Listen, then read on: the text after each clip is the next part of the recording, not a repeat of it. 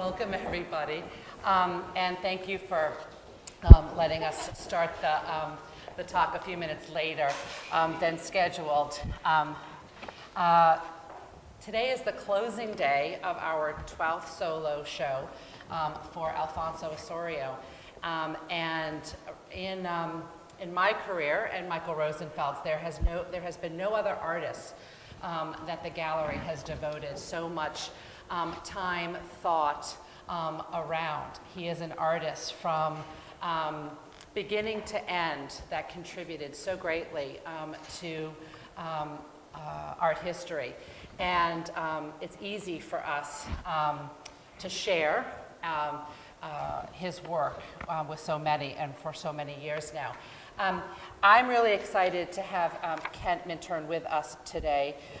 Kent, who currently teaches art history at the Institute of Fine Arts at New York University, is a leading scholar, and I like to say the leading scholar in the United States on Jean Dubuffet. And it is through his work on Dubuffet that he discovered and began to look critically at Alfonso. We've known Kent for a number of years and have worked on other projects together. And I will learn, and Michael Rosenfeld, we will both learn as much as all of you from Kent's talk and time with Ossorio. So since we're starting late, that's all I have to say, but I hope you enjoy. And afterwards, we'll have a lovely reception, and I hope you'll be able to stay, linger. We'll bring the lights back up so you can see all the beautiful jewel tones and all of the work. But enjoy, and don't be afraid to interrupt and ask some questions, because Kent has a lot to share. So thank you.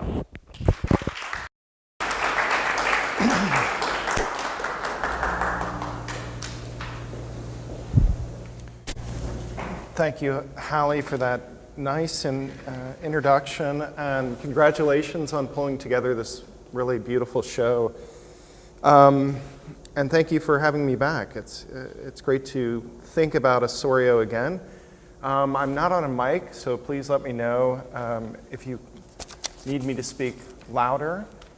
But today I wanted to think and talk about the congregations, of course, that we're surrounded by here, but also the road that led up to those. And in many ways, I think this road, before he got there, Ossorio had to move out from under the shadow of two other artists that he was very close to working at this time.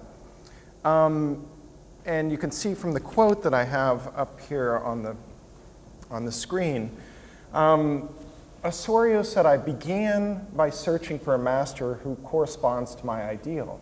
And I owe a lot to Jean Dubuffet and Jackson Pollock."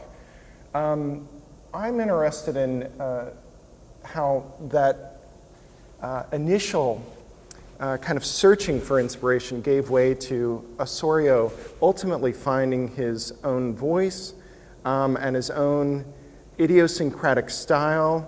And I think that happened after two other things happened. One was the death of Jackson Pollock in August of 1956. And I think another big thing that affected Ossorio was when Jean Dubuffet's collection of Art Brut, which came to America from 1951 to 1962, and it was housed at the Creeks. It was housed in Ossorio's mansion. When that was reclaimed by Dubuffet and taken back to Paris, I think that was also something that liberated Ossorio in a certain way and allowed him to, again, develop his own style and start to make the congregations full-time. So that's what I wanted to talk about tonight, or this afternoon. Let's start with Ossorio and Pollock. At the end of the 1940s, while continuing to produce his own paintings, Ossorio became increasingly interested in collecting the work of his contemporaries, or as he put it, buying ideas. He wasn't buying paintings, he was buying ideas. Ossorio purchased Jackson Pollock's No. 5, 1948, from Betty Parsons in January of 1949.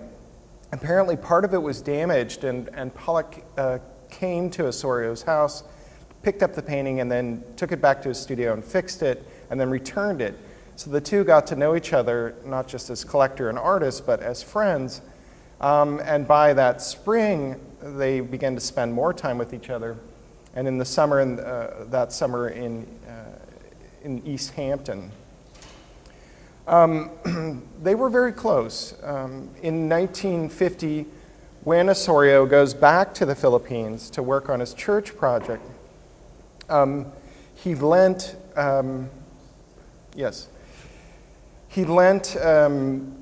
Lee Krasner and Jackson Pollock his apartment at 9 McDougall Alley in Greenwich Village as a place to stay in the city, and they took him up on that. In 1952, Ossorio purchased his house in the Creeks, in part to be close to Pollock and Krasner, who were living out there at that point. Ossorio, interestingly enough, can be seen in the outtakes of the famous film made of Jackson Pollock painting by Hans Namath. He's not in the actual film, but he is there holding up the piece of glass at one point that Pollock later used to paint on. Other evidence of their close friendship, Jackson Pollock, one of the first people he tells when he enters into this new phase of his dripping technique, where he's using black and white, and some of the images are starting to come through again. One of the first people he tells about that change is Alfonso Ossorio. And as you might know, or from the movie, having seen the movie about Jackson Pollock, the Ed Harris movie,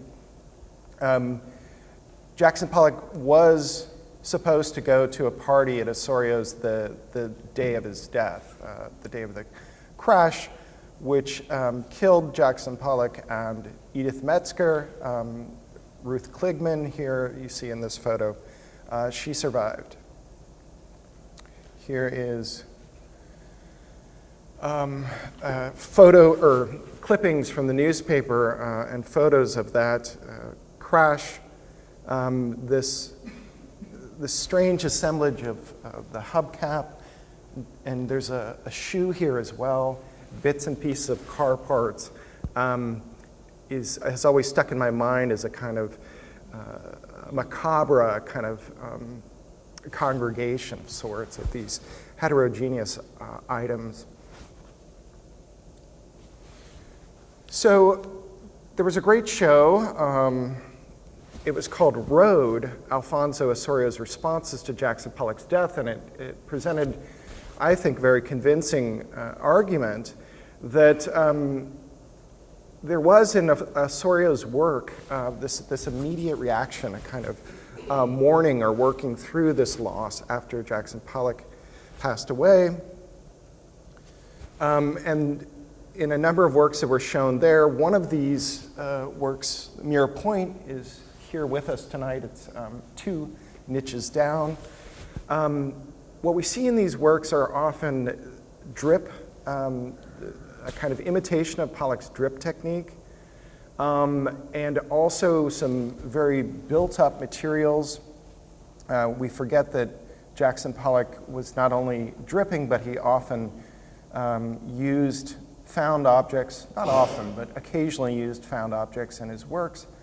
This is a pretty unknown piece, but I'm sure Ossorio knew about it, where Jackson Pollock takes this very thick paint and covers up this illustration that he found, I guess, in a fashion magazine, and that thick paint becomes a stand-in, a kind of almost three-dimensional stand-in for this woman's dress, the debutante. So we see similar kind of drippings, we see a built-up material, but we also see iconographic elements that may be related directly to this, the crash. Jackson Pollock apparently went too fast around a curve. He overcompensated, and that is what sent him off the road. So we have, we see a road that looks curved, or kind of the partition lines in the middle of a road. Also in Mirror Point, you'll see pieces of broken glass, and things that would indicate a car crash, pieces of metal as well. So I think, you know, Alfonso Ossorio's work changed after this. And it was a kind of a step on the road towards the congregations and the way that it was a road towards incorporating heterogeneous materials into his works, as you know he will do in the blossoming of the congregation works. Here's a picture of Dubuffet and Ossorio around 1973. They were close friends, and surprisingly enough, Ossorio was kind enough to put up with Dubuffet until late in life. They never really had a break, although Jean Dubuffet was known for having temper tantrums and kind of going through relationships very quickly. But this says something, again, I think, about Ossorio, his kindness, his generosity, and his humility, I think. He always put himself second to these other artists, even though I think his work is very much on par with Dubuffet's and Pollock's. Interestingly enough, when Pollock and Ossorio were together, they often talked about another artist that they admired, and that was Dubuffet. At Pollock's urging, Ossorio went to Paris in the fall of 1949 to meet Dubuffet and to see more of his work. The rendezvous was arranged by Ossorio's friend, the French author and translator Blaise Allen, and Jean Paulhan, who was the editor of the Nouvelle Revue Française and a good friend of Jean Dubuffet's, put Dubuffet in touch with Ossorio. In Paris, the two artists immediately hit it off and saw each other constantly. Dubuffet showed Ossorio his latest works, and Ossorio purchased 3 of Dubuffet's paintings, including one called Robinson, which for me betrays Ossorio's profound understanding of the conceptual dimensions of Dubuffet's anti-cultural stance. For Ossorio, Dubuffet was this kind of modern-day Robinson Crusoe, reinventing culture from scratch, isolating himself on purpose away from the tentacles of the art world. Before Ossorio returned to New York, Dubuffet gave him a copy of the catalog he had prepared for a recent exhibition of Art Brut at the Galerie René Drouin. And it was in this catalog that Dubuffet came up with his kind of formal definition of what Art Brut is all about. For Dubuffet, they were works produced by persons unscathed by artistic culture, where mimicry plays little or no part. Contrary to the activities of intellectuals, these artists derive everything, subjects, choice of materials, means of transposition, rhythms, styles of writing, etc., from their own reserves. So for Dubuffet, Art Brut was something that really didn't have a history. It was something that didn't have masters or disciples. It was something that would pour forth from individuals, and it was always a kind of individual language where artists were drawing from themselves only, from within, from their own reserves. And Dubuffet, when he first met Ossorio and saw his work, he considered Ossorio a kind of Art Brut artist, and this changes later. I'll get back to this, but so Ossorio, after this, for 10 months from early 1950 and to the fall of that year, Ossorio goes to the Philippines, specifically to Victoria's, to work on a mural project depicting Christ on Judgment Day inside of the chapel of St. Joseph the Worker, a church erected for the employees of his family's sugar factory. During this time, the two artists, Dubuffet and Ossorio, established a rich correspondence and exchanged books, photos, and news clippings as well. At the time that Ossorio was painting the mural for the church, he made a series of approximately 400 drawings and watercolors on the side. The mural project, which required Ossorio to stay within the confines of traditional Christian iconography, felt constraining. The smaller works, one example we're seeing here, on the other hand, were his release. They were spontaneous and free. They were very experimental. Some of them were done on sheets from a pad of Tiffany company paper that his brother had given him simply because they were there at hand. So they're more, we can think of them as more ephemeral and experimental. And for me, some of these works, especially this one called Beast, which is a kind of, looks like a jigsaw puzzle or has separate parts, also make me think of what the kind of assemblage technique that Ossorio uses later in the congregations. The painter and scholar Mike Solomon, who knows more about Ossorio than anyone, I think, he was Ossorio's last studio assistant, was talking about how Ossorio at the end of his life was still tinkering, kind of intellectual tinkering with these works, still arranging the shapes. There's a wax resist technique that he uses in these also. That's how you get those the white lines. He was still scraping off wax or adding wax at various points, even at the end of his life. So that kind of intellectual tinkering and adding parts and reassembling things that we see Ossorio doing here, I think also is a strategy that he uses later in the congregations. Again, at this point, Ossorio's art and the idea of art brut go hand in hand for Dubuffet. He is someone, in Dubuffet's eyes, that works from his own reserves. He refuses to mimic others. In his letters to Ossorio, Dubuffet praises him for his idiosyncratic and extremely personal style. Quote, "You have developed, no one could have done it any better, a means of self-expression that suits you perfectly."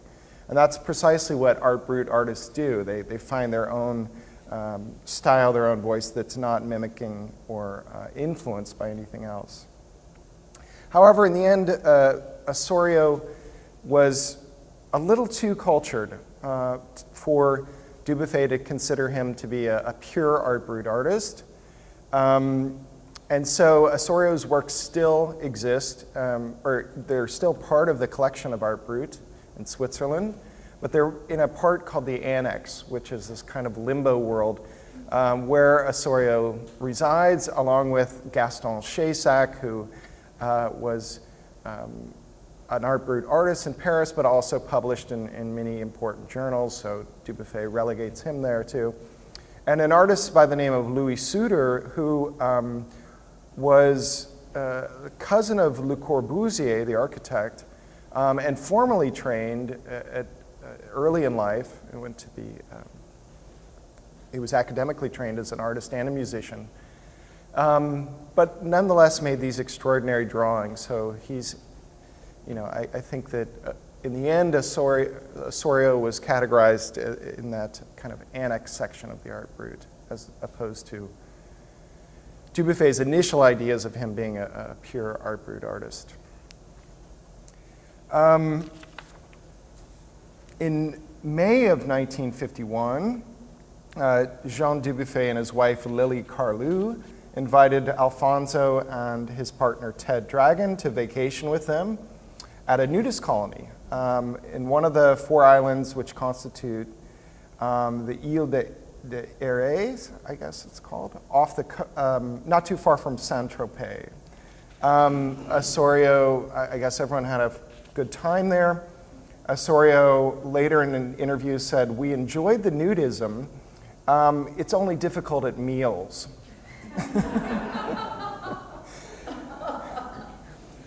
So Dubuffet was a workaholic even while on vacation. The friends all stayed together in the same house, but Dubuffet also rented a room in the village where he went each morning to write his monograph on Ossorio, the only kind of traditional art historical monograph that he wrote on another artist was on Ossorio. The book includes descriptions of selected Victoria's drawings, as well as some related to works Ossorio had created since arriving on the island. So Ossorio was actually painting as Dubuffet was writing about these works. And Dubuffet's style of writing that he adopts for this monograph reflects that. It's a kind of on-the-spot reportage of about Ossorio. He says he's standing in front of him, watching him do his creations. And he talks a lot about materials and the artist's processes instead of biographical information or historical context. At certain times, it sounds that like Dubuffet is writing about his own work. Both Ossorio and Dubuffet are doing these images of female nudes, or at least the one on the right is. Ossorio's is called the Mother in Pink, the Pink Mother. But I think they have something in common at this moment. Here's Dubuffet's description of Ossorio's Pink Mother. He marvels at the paradoxical dialectic between the metaphysical character that blows through his work, or this work, and the means of expression employed, which become, on the contrary, more precise and more realistic. So Ossorio's works, he says, give body to new ideas, kind of materialist metaphysics that's at once theoretical and corporeal.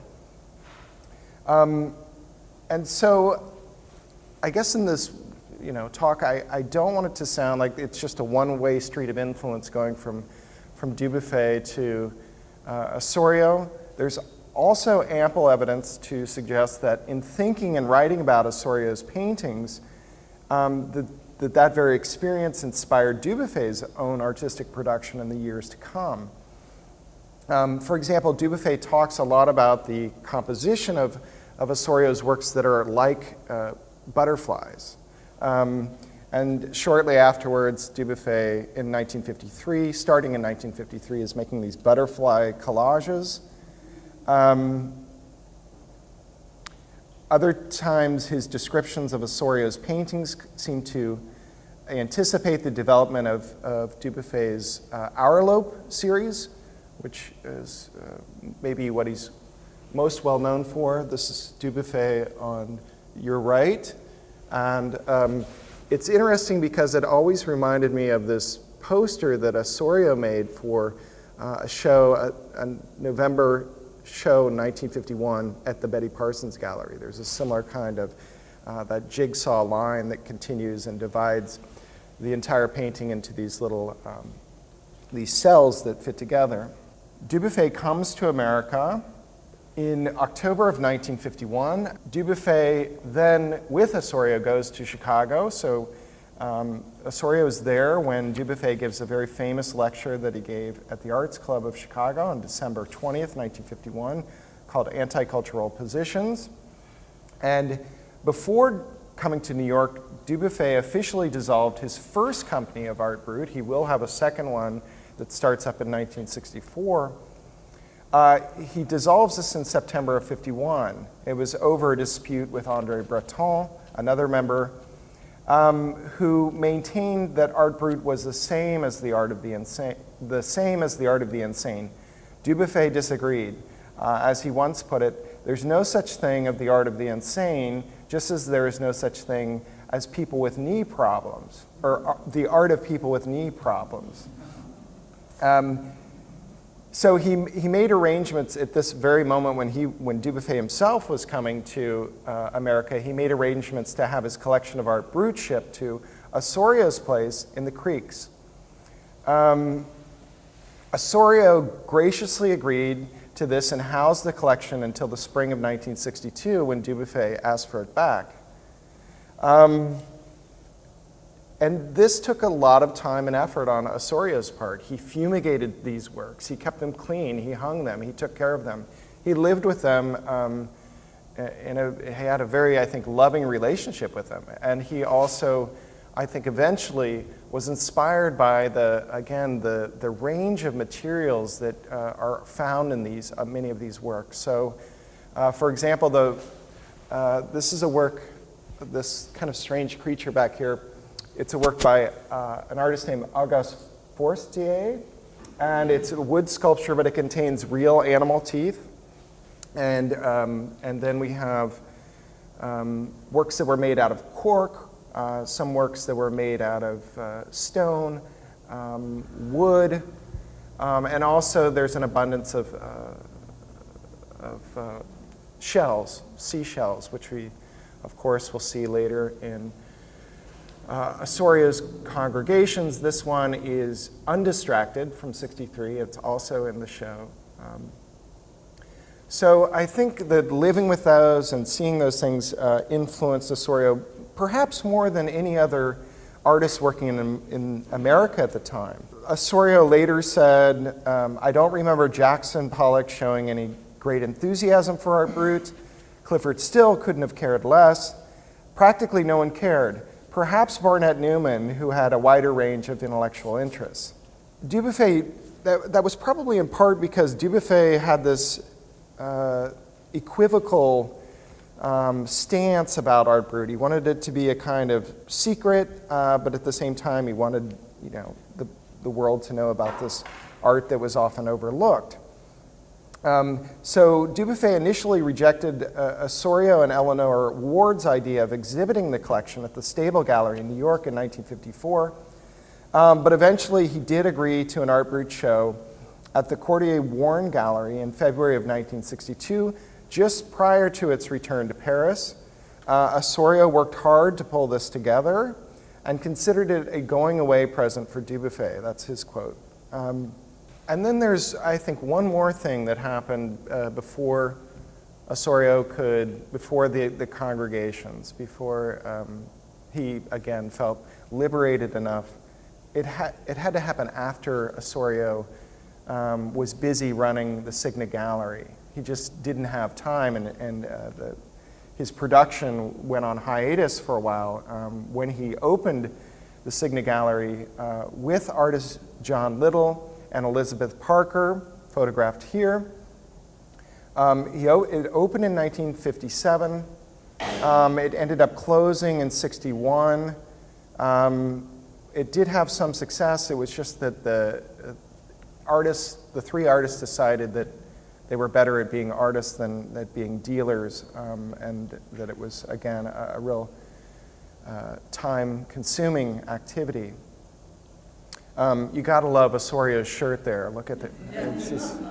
What a character. So yes, it was, believe it or not, East Hampton's first commercial art gallery. And its goal was to introduce local artists to new significant contributions of painting and sculpture of its day. And Ossorio exhibited himself among these new artists, different artists than he had been associated with. And I think it's interesting that you'll see the list of artists. Pollock and Dubuffet are not included there. So I think this is also Ossorio breaking free of them in a way, or at least thinking of himself outside of their influence. And there's an Ossorio work, if it's the label there is too small to read probably, but right inside of the doors in the back wall, that is a work by Ossorio.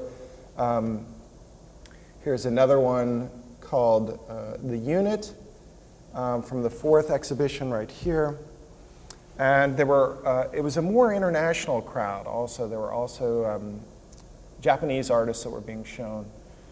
And we see how close Ossorio is at this moment to, again, getting back to that idea of the work of art being a kind of thing that you assemble, that has different pieces that are coming together, working together as one.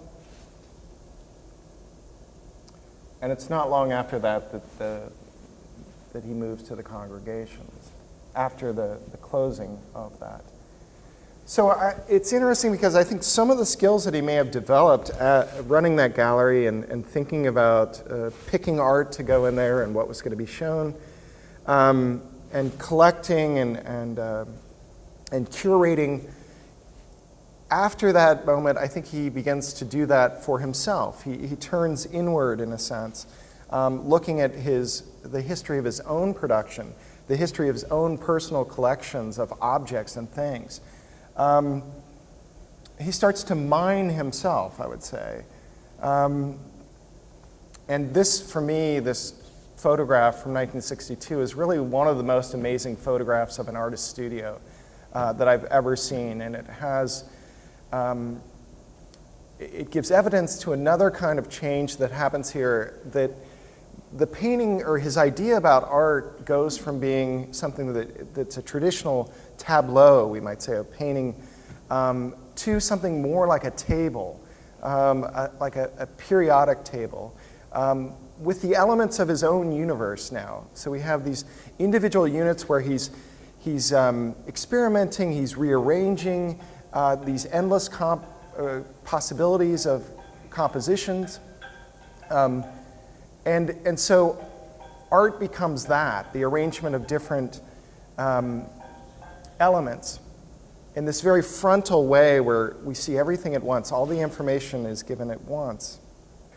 Each time the viewer confronts a congregation and tries to unravel its meaning, it seems to tell a new story. These works represent Ossorio's shift from, again, tableau to a kind of table of data or information. This creative act of assembling things in this way is precisely what is defined by Roland Barthes in an essay in 1963 as a structuralist activity, which is to say, it involves the dissection of the world into individual units or mobile fragments, which no longer contain meaning on their own.